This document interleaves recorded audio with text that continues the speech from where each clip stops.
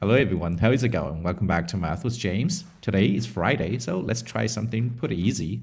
Alright, so the problem says point A, B, C, D are the midpoints of the sides of a larger square.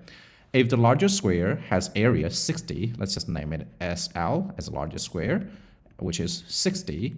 And then what is the area of the smallest square? A, B, C, D. Before we try to hop into a solution, we have to review a few concepts. So first of all, we have to understand what a parallelogram is. A parallelogram is basically a quadrilateral which has two groups of sides parallel to each other. By the way, a quadrilateral is a four-sided figure as I'm drawing over here. All right, so if you have this side, which is parallel to this side, and then this side is parallel to this side, then it gives you a parallelogram. The shape in the problem actually is a special type of parallelogram. Why is that? If A, B, C, D are the midpoint of the large square, that means AB is going to be equal to BC, again equal to CD, and again equal to AD. If the length of the four sides of parallelogram are equal, it gives you a special type of parallelogram, which is called a rhombus. For finding the area of a rhombus, there is a special formula, which is the area of a rhombus is equal to the product of the two diagonals. Diagonal 1, this line over here, and then diagonal 2,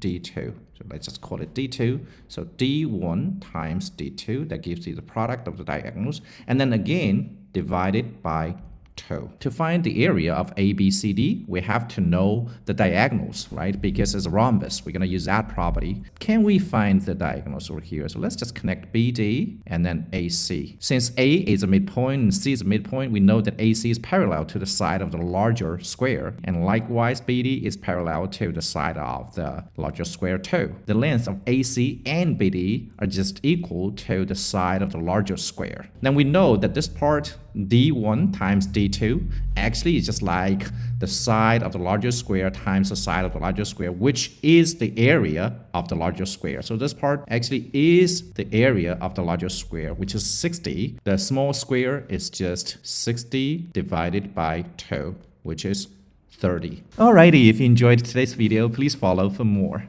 I'll see you guys next time. Bye-bye.